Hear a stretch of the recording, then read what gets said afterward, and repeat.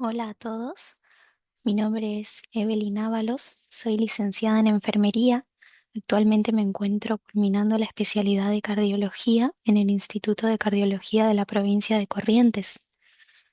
En la clase del día de hoy vamos a hablar un poco sobre la dinámica iónica en el electrocardiograma, del potencial de acción a la detección de arritmias críticas.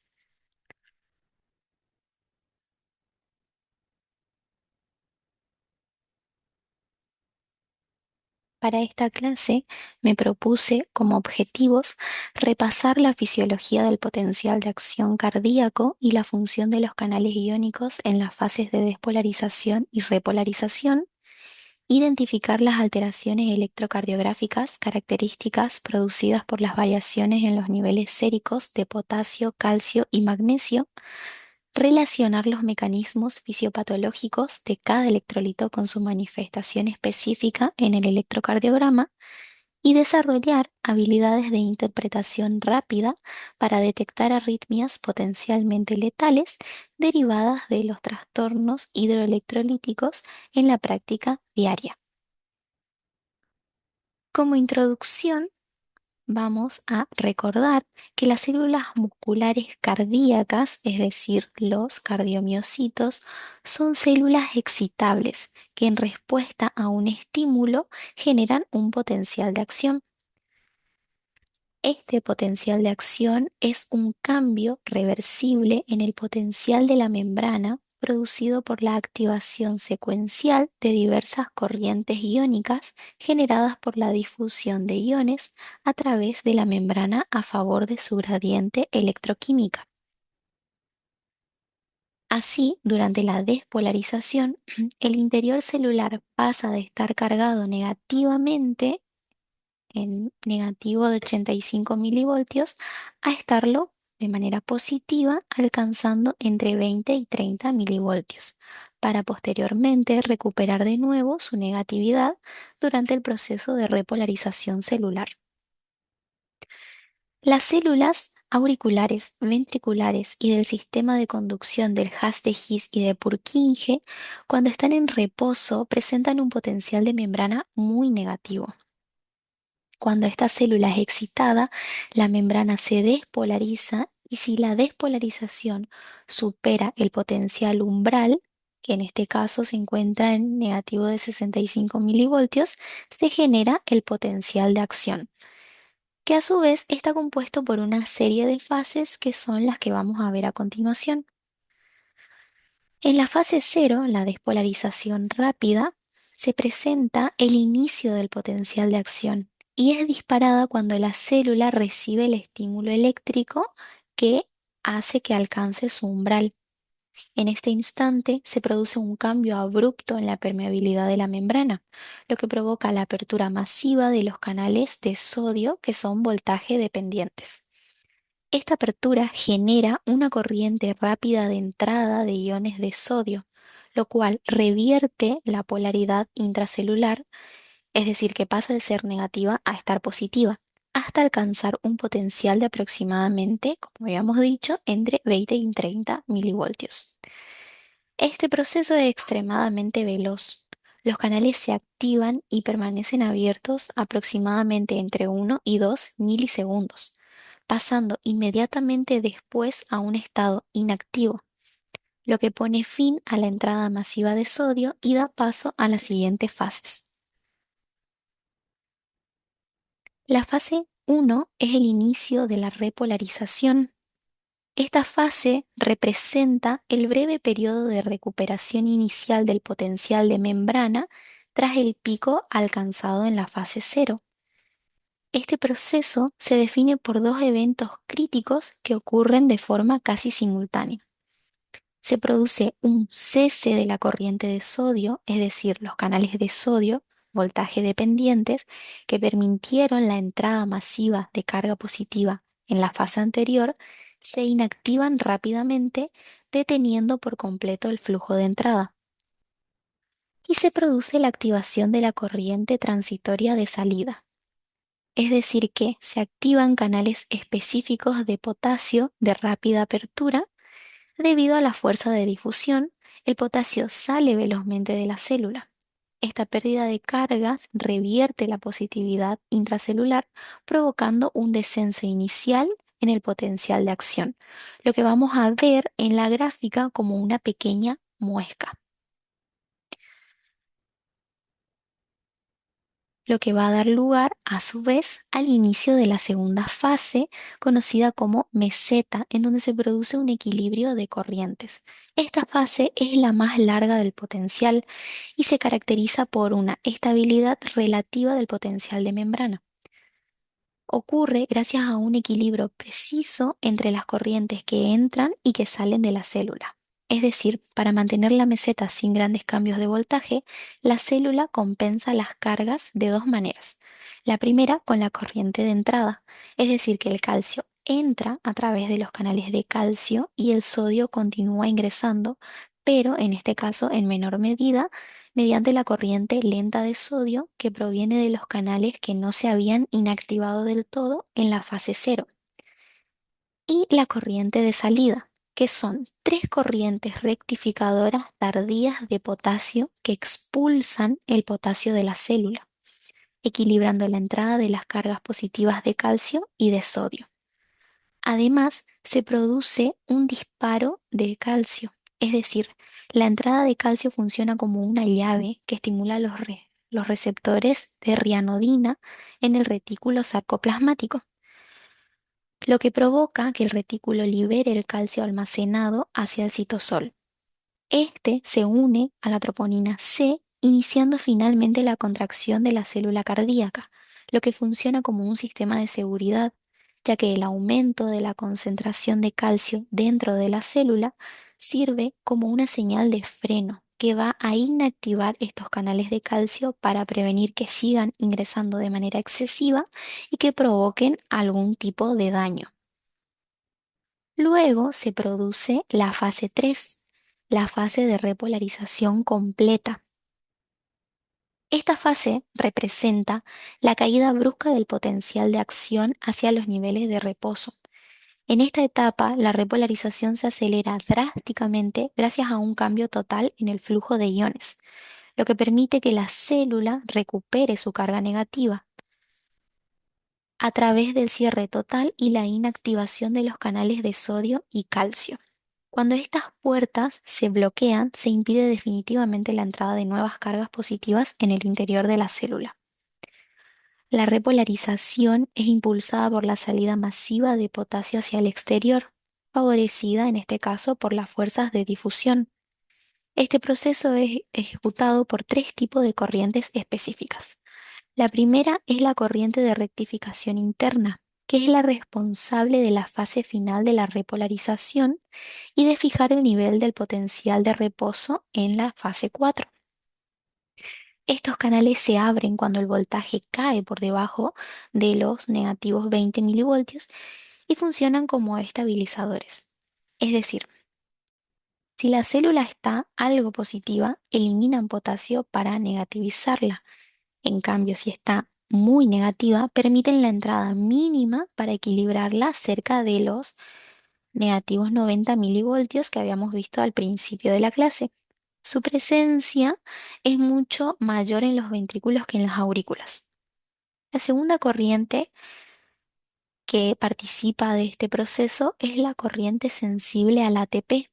Esta corriente conecta el estado energético de la célula con su electricidad. Si estos niveles bajan, los canales se activan para cortar el potencial de acción y proteger al cardiomiocito. Y por último, la corriente activada por acetilcolina y adenosina, que son canales que van a estar acoplados a la proteína G que responden a señales del sistema nervioso. Su activación, especialmente en las aurículas, provoca una hiperpolarización, es decir, que la célula se vuelve muy negativa y acorta drásticamente la duración del impulso eléctrico. Como resultado final, la salida constante de potasio elimina la positividad intracelular, restableciendo el potencial negativo del citosol y dejando a la célula lista para un nuevo ciclo, lo que da lugar a la última fase de este potencial, que es la fase 4, de retorno al potencial de reposo y equilibrio diastólico. La misma corresponde al periodo de diástole. En las células auriculares y ventriculares, esta fase es isoeléctrica, es decir, que se mantiene estable, y su objetivo principal es restablecer las concentraciones iónicas originales para que la célula recupere su excitabilidad.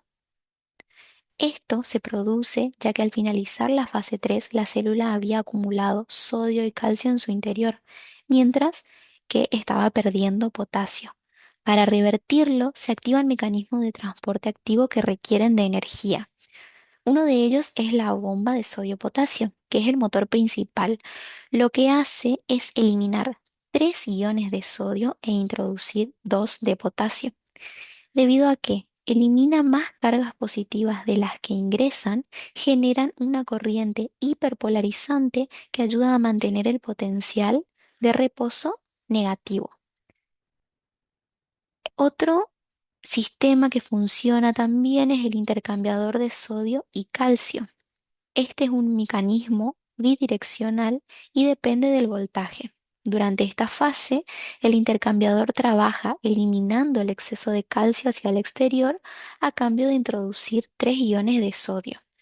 Gracias a la corriente de potasio, el potencial se mantiene estable y cercano al potencial de equilibrio, lo que garantiza que la célula no se dispare de forma espontánea y permanezca en calma. Para recuperar su excitabilidad, los canales rápidos de sodio que se habían inactivado durante las fases anteriores recuperan su estado original.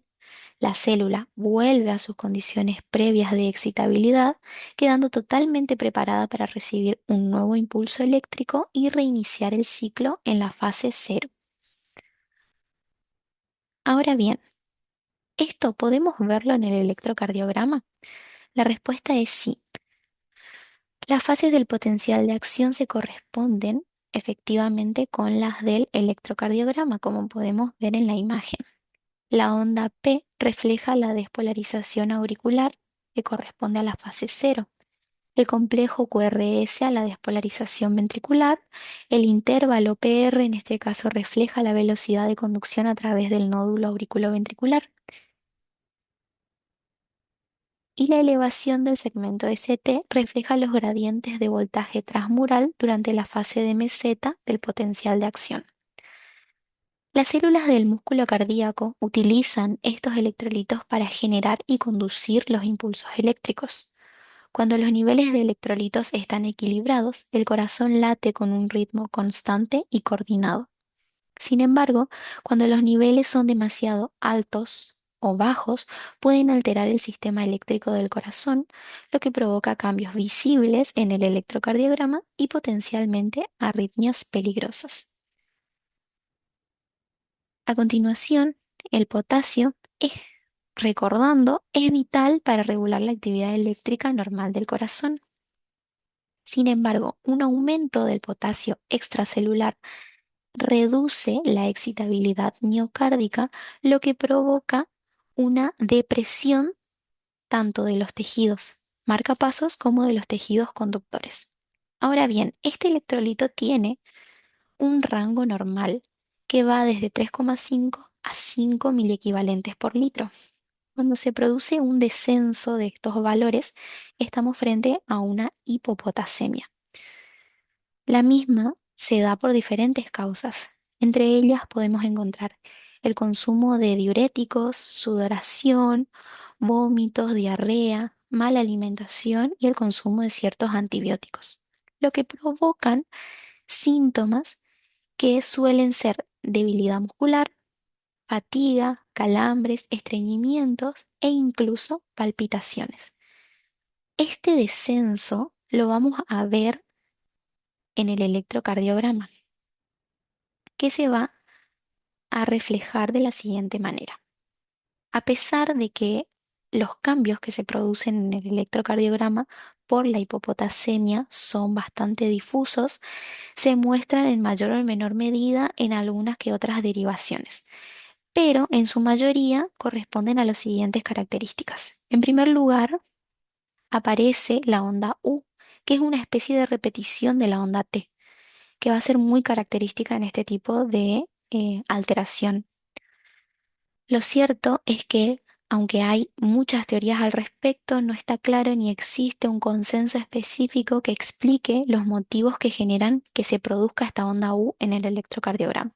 Sin embargo, en los casos leves de hipopotasemia se aprecia como una especie de repetición de la onda T, pero ya en los casos más graves se vuelve más acusada y más alta. Otra característica es el descenso del segmento ST. En general, el segmento se produce por un nivel por debajo del eje horizontal, mucho más bajo de lo habitual. En los casos leves, el segmento ST es casi plano, en ocasiones ligeramente ascendente, pero sin llegar a ser una pendiente relevante. Sin embargo, en casos moderados o graves, el segmento tiene ya una pendiente negativa. Otra característica es el aplanamiento de la onda T. En casos leves de hipopotasemia, la onda T se aplana, haciéndose poco evidente. Sin embargo, ya en los casos más graves, con niveles muy bajos de potasio, la onda T llega a ser negativa. Además, se produce una prolongación del intervalo QT. El valor de la duración de este intervalo depende de la frecuencia cardíaca. Frente a una frecuencia normal, es decir, de 60 pulsaciones por minuto, la duración sería menos de 450 milisegundos para los hombres y menos de 560 milisegundos para las mujeres.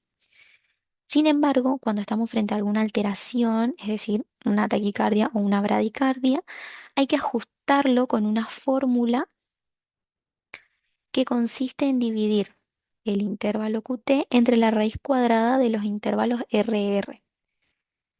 Sin embargo, en este tipo de alteración, la medición del QT puede ser no evidente por la aparición de las ondas U, ya que a veces se incluye a esta onda dentro del intervalo cuando en realidad no forma parte del mismo. La hipopotasemia puede provocar extrasístoles, tanto auriculares como ventriculares, taquicardias auriculares ectópicas y distintos grados de bloqueo auriculoventriculares. En casos de hiperpotasemia severa, inclusive se han descrito taquicardias ventriculares, torsada de punta y fibrilación ventricular.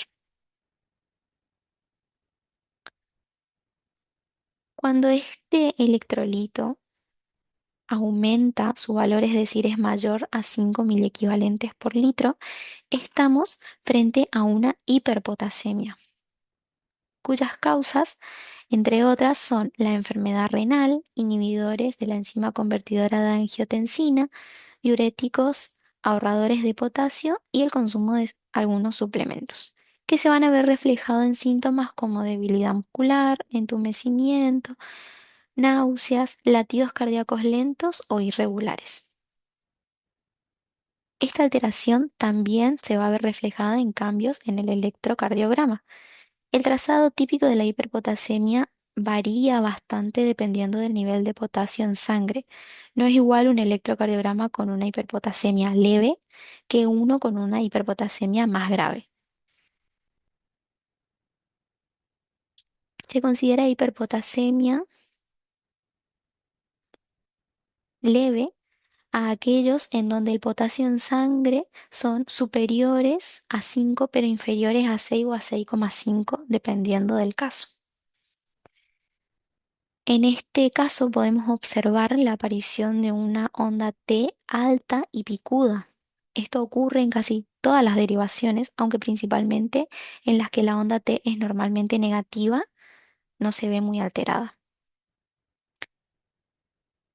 En la hiperpotasemia moderada, que ya incluye los niveles de potasio en sangre entre 6,5 hasta 8 inclusive, podemos observar que la característica más común se mantiene generando ondas T altas y bastante picudas en casi todas las derivaciones, y a medida que el nivel de potasio aumenta, las ondas P se van haciendo más planas y menos evidentes.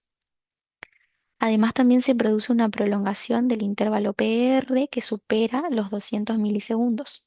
Esta prolongación se debe tanto a la mayor duración de la onda P como la del segmento PR. A esta prolongación la conocemos habitualmente como bloqueo auriculoventricular de primer grado. Por último, en una hiperpotasemia grave, ya cuando el potasio supera los 8 miliequivalentes por litro en sangre, las características más comunes en el electrocardiograma sí, van a seguir siendo la generación de las ondas T altas y picudas en casi todas las derivaciones.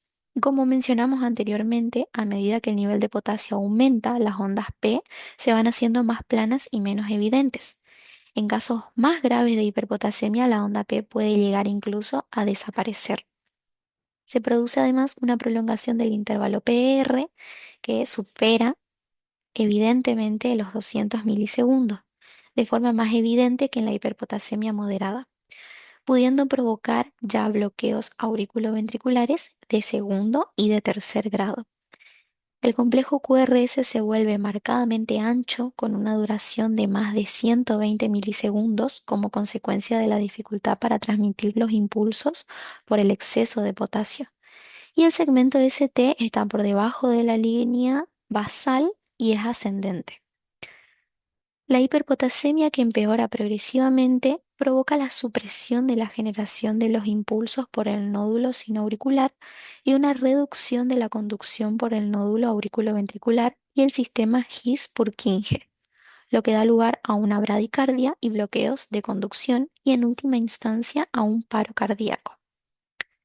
Con niveles muy altos de potasio, estas alteraciones se exageran y se combinan formando un continuo de ondas muy anchas, oscilantes y difíciles de diferenciar entre ellas.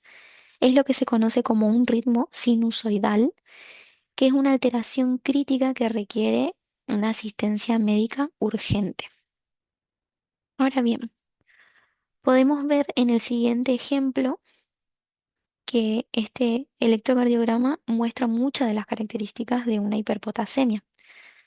Hay un intervalo PR prolongado, hay complejos QRS amplios y extraños.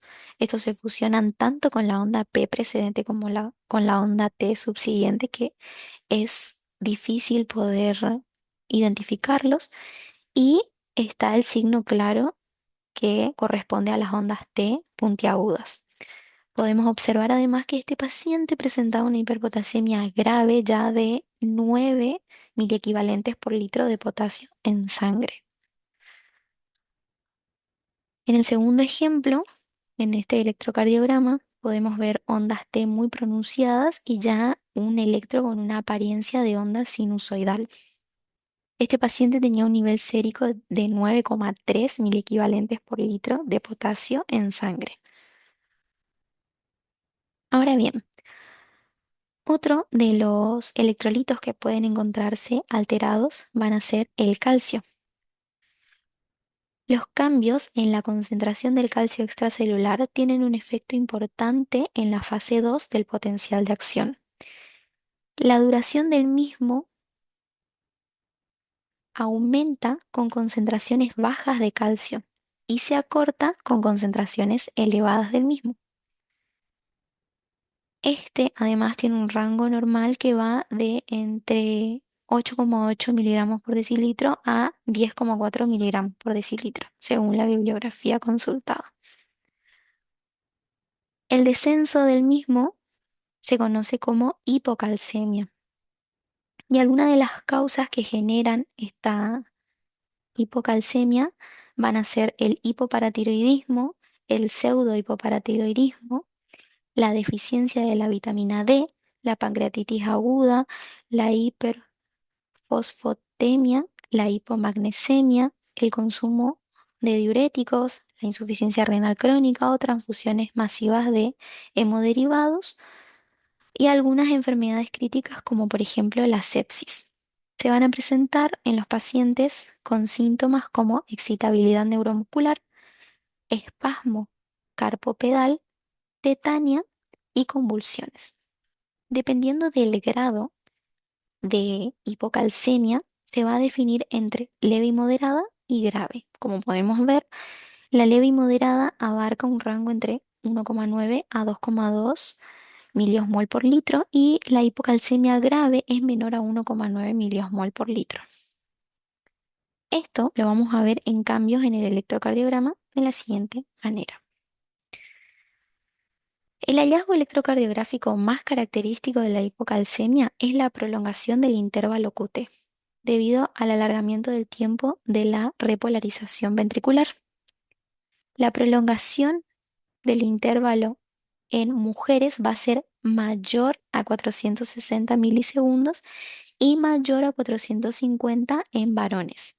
El segmento ST se encuentra prolongado, que es el responsable de la mayor parte de que se observe este intervalo QT más largo, y hay una onda T de morfología normal, pero más tardía. Cabe destacar que a diferencia de la hipopotasemia o la hipomagnesemia, la hipocalcemia no produce alteraciones significativas en la onda T. Bueno, en este ejemplo podemos ver que se presenta un QT de 500 milisegundos en un paciente que ya tenía hipoparatiroidismo post-tiroidectomía y un calcio sérico corregido de 1,40 miliosmol por litro. Ahora bien, si este rango se encuentra por encima de los 2,6 miliosmol por litro, estamos frente a una hipercalcemia, que también, dependiendo del valor, se va a clasificar en leve, moderada y severa. En los casos leves, el calcio varía entre 2,6 miliosmol por litro y 2,8 miliosmol por litro. En la hipercalcemia moderada, el calcio va entre 2,8 a 4,5 miliosmol por litro y en los casos severos es mayor a 4,5 miliosmol por litro de sangre.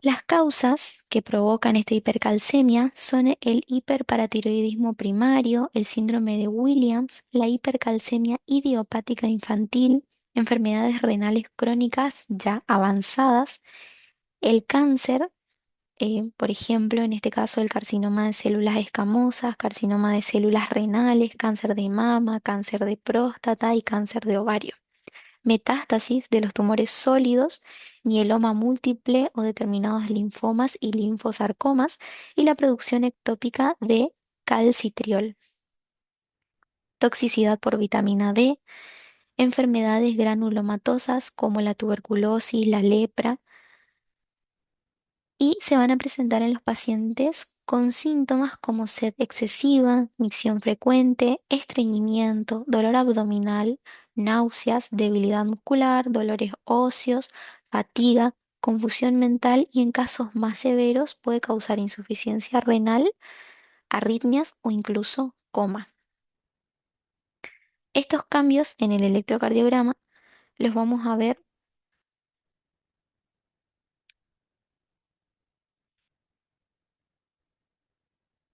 Ay, no, ¿qué dice?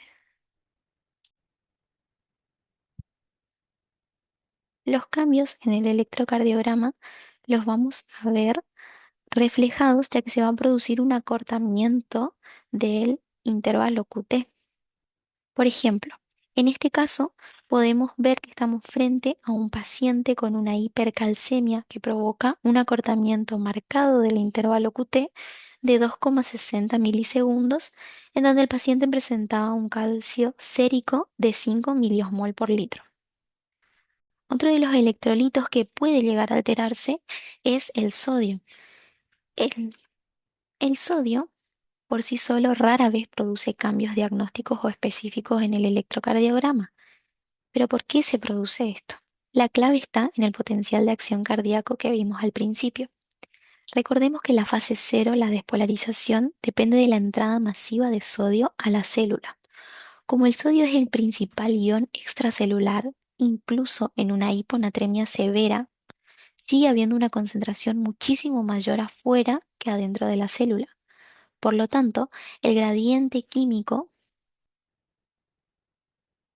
sigue siendo suficiente para que los canales de sodio funcionen y la despolarización ocurra. La fase cero, que podemos observar en este caso en el lado izquierdo de la pantalla, muestra el estado normal con un gradiente de sodio. Al abrirse el canal de sodio se produce una entrada rápida y masiva generando el pico de la despolarización.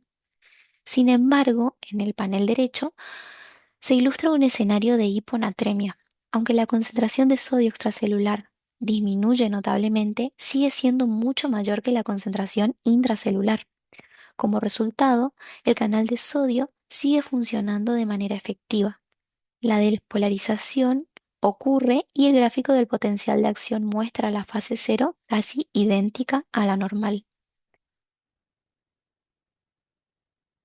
El mismo tiene un rango normal que va entre 135 miliosmol por litro a 145 miliosmol por litro.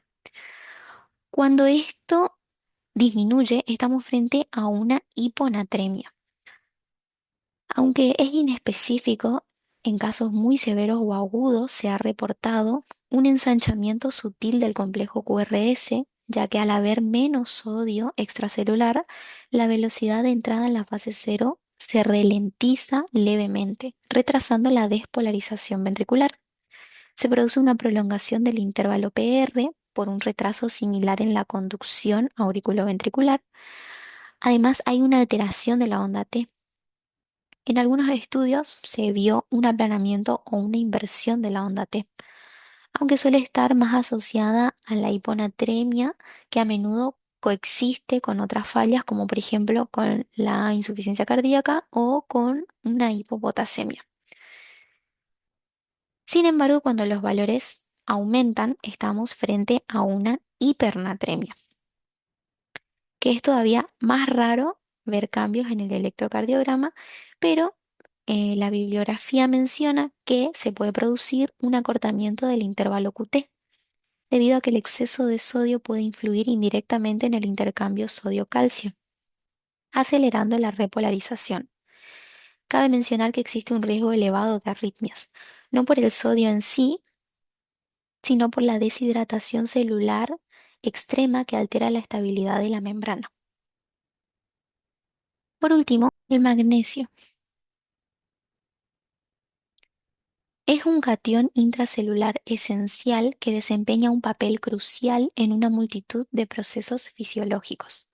Su homeostasis está estrechamente regulada por los riñones y tanto su deficiencia como su exceso pueden tener profundas implicaciones clínicas, especialmente a nivel cardiovascular, ya que influyen en la excitabilidad cardíaca al modular el flujo de iones a través de los canales de membrana.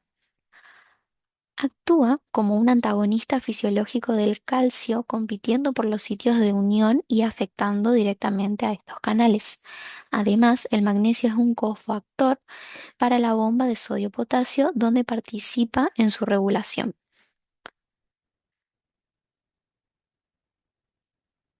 El rango normal de este catión va desde 1,7 miligramos por decilitro a 2,2 miligramos por decilitro. Cuando este valor se encuentra aumentado, nos encontramos frente a una hipermagnesemia, cuyas causas más frecuentes es la insuficiencia renal, ya que los riñones son los principales encargados de su excreción, y otras causas incluyen, por ejemplo, la ingesta excesiva de antiácidos o laxantes que contengan magnesio. Esto se va a ver reflejado en manifestaciones clínicas que abarcan una serie de sistemas. Dentro del sistema gastrointestinal se presentan con náuseas o vómitos, dentro del sistema neuromuscular como letargo, debilidad muscular progresiva que puede escalar desde una fatiga leve hasta incluso una parálisis motora. Del sistema cardiovascular, los síntomas que aparecen son la hipotensión, arritmias cardíacas e incluso el paro cardíaco debido al bloqueo extremo de los canales de calcio. Y por último, afecta también al sistema respiratorio, produciendo una depresión respiratoria, que es una de las complicaciones más críticas en los estados más avanzados. Los cambios que vamos a detectar en el electrocardiograma son los siguientes. Suelen correlacionarse con el grado de elevación de las concentraciones séricas de magnesio, aunque puede variar individualmente de paciente a paciente.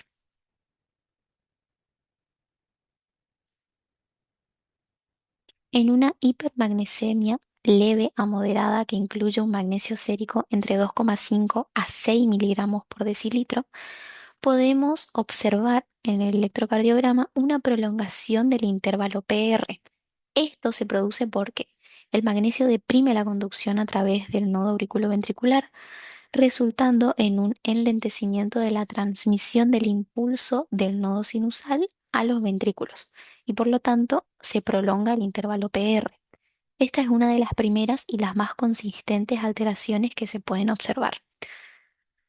También se produce un ensanchamiento leve del complejo QRS. A medida que la hipermagnesemia progresa, puede haber un enlentecimiento en la conducción intraventricular, aunque no suele ser tan pronunciado como en otras alteraciones electrolíticas o en las que aparecen con las toxicidades farmacológicas. Otra característica que podemos observar son las ondas T acuminadas, similar a la hiperpotasemia, aunque menos marcada. El magnesio elevado puede influir en la repolarización ventricular, llevando a ondas T que pueden lucir más picudas o más altas de lo normal. Es importante destacar que la hipermagnesemia a menudo se asocia con una hipocalcemia concomitante, lo que puede complicar la interpretación del electrocardiograma. En la hipermagnesemia grave, donde el magnesio sérico es mayor a 6 miligramos por decilitro, las características que podemos observar en el electrocardiograma van a ser los bloqueos auriculoventriculares que pueden ir desde el primer, segundo al tercer grado. Esto se produce debido a que hay una depresión de la conducción auriculoventricular que puede progresar a bloqueos de alto grado, incluyendo los bloqueos de tercer grado o bloqueos auriculoventriculares completos. Otra de las características que pueden aparecer en una hipermagnesemia grave son la bradicardia sinusal. Esta alteración electrolítica puede deprimir la actividad del nodo sinusal, llevando a una frecuencia cardíaca más lenta. También se produce un ensanchamiento marcado del complejo QRS con concentraciones muy elevadas debido a que la conducción intraventricular se ve significativamente afectada, resultando en el ensanchamiento de este complejo que lo vuelve ya aberrante, podemos decir. También se produce una prolongación del intervalo QT, aunque la prolongación del intervalo PR y el QRS son las más típicas. En algunos casos se produjo la prolongación del intervalo QT, lo cual aumenta el riesgo de arritmias ventriculares malignas, como la torsión de punta y especialmente ya si hay factores de riesgo adicionales. Sin embargo, la torsión de punta es más comúnmente asociada con la hipomagnesemia severa y la prolongación del intervalo QT y menos frecuente en este caso de hipermagnesemia. Puede desaparecer la onda P en casos extremadamente graves, ya que la actividad auricular puede deprimirse hasta el punto de que estas ondas no sean visibles en el electrocardiograma. Además, puede evolucionar a una asistolia o paro cardíaco con niveles séricos de magnesio mayores a 15 miligramos por decilitro. El riesgo de asistolia aumenta ya que se produce una profunda depresión de la excitabilidad y la conducción cardíaca.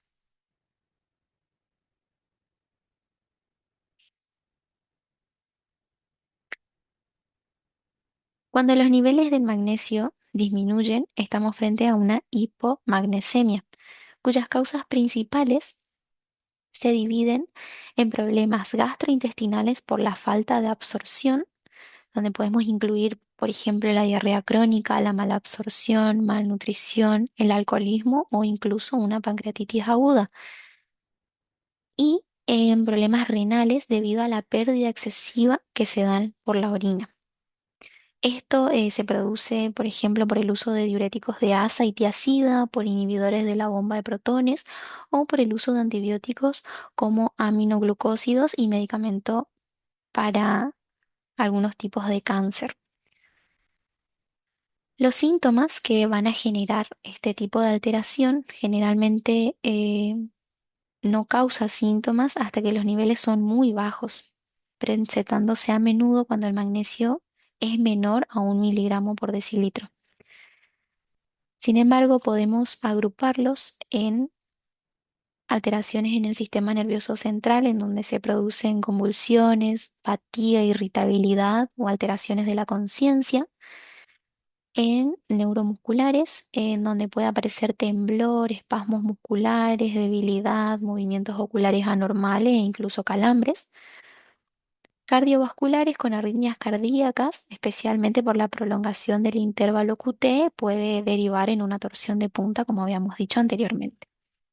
Los cambios que vamos a observar en el electrocardiograma con este tipo de alteración van a ser una prolongación del intervalo QT, que es el hallazgo más característico que va a reflejar la repolarización ventricular retrasada, un ensanchamiento del QRS que indica una conducción ventricular lenta, la prolongación del intervalo PR, que nos va a indicar el retraso en la conducción auriculoventricular, la aparición de ondas T aplanadas o incluso invertidas y la depresión del segmento ST.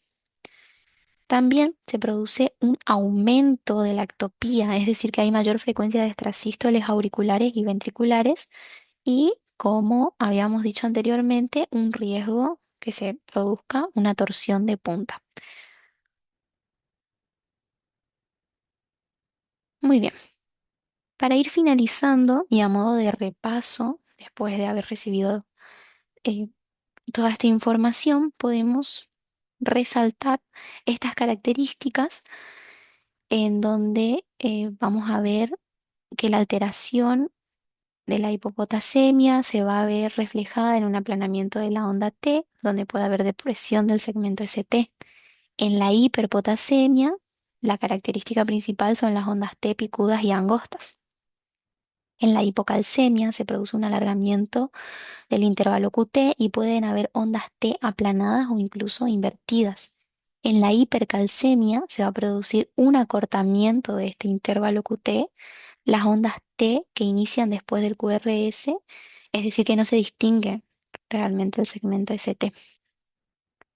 Y en la hipomagnesemia, con un aplanamiento o inversión de la onda P y depresión del segmento ST, y la hipermagnesemia con un alargamiento del intervalo PR, anomalías en la onda T, QT corto y prolongación del QRS.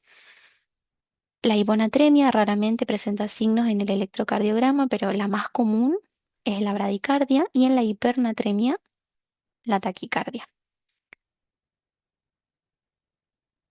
A modo de conclusión, el estudio detallado de la dinámica iónica permite comprender que el electrocardiograma no es solo un trazado de líneas, sino la representación gráfica de eventos moleculares precisos que garantizan la función mecánica del corazón. A través de este análisis podemos concluir en que el equilibrio de electrolitos como el potasio, el sodio, el calcio y el magnesio es el determinante crítico de la excitabilidad y conducción miocárdica. Cualquier desviación de los rangos normales altera fases específicas del potencial de acción, lo que se traduce en cambios predecibles y peligrosos en el electrocardiograma, desde el aplanamiento de la onda T hasta ritmos sinusoidales o incluso asistolias. Se destaca que el gradiente químico es fundamental. Por ejemplo, en la hiponatremia, la despolarización puede mantenerse gracias a que la concentración extracelular sigue siendo mayor que la intracelular, lo que explica por qué algunos iones muestran cambios menos drásticos que otros en el trazado. Por lo que, como profesionales de salud, la comprensión de estos mecanismos trasciende la técnica de la realización del electrocardiograma. Nuestra importancia radica en la vigilancia clínica avanzada, siendo capaces de anticipar arritmias críticas mediante la interpretación de signos sutiles como la prolongación del intervalo QT o la presencia de ondas U. La detección precoz de estas alteraciones iónicas, a menudo vinculadas a la terapéutica farmacológica o a fallas orgánicas, permite una intervención oportuna, reduciendo drásticamente el riesgo de eventos fatales y garantizando una atención basada en la evidencia y el juicio clínico experto. En definitiva, la integración del conocimiento sobre el potencial de acción y la clínica electrolítica posicionan a la enfermería como un pilar fundamental en la prevención y el manejo de las arritmias críticas, transformando los datos fisiológicos en acciones de cuidado que salvan vidas. A continuación le dejo la lista de la bibliografía que consulté para realizar la clase. Bueno, espero que haya sido de ayuda. Muchas gracias por haberme escuchado.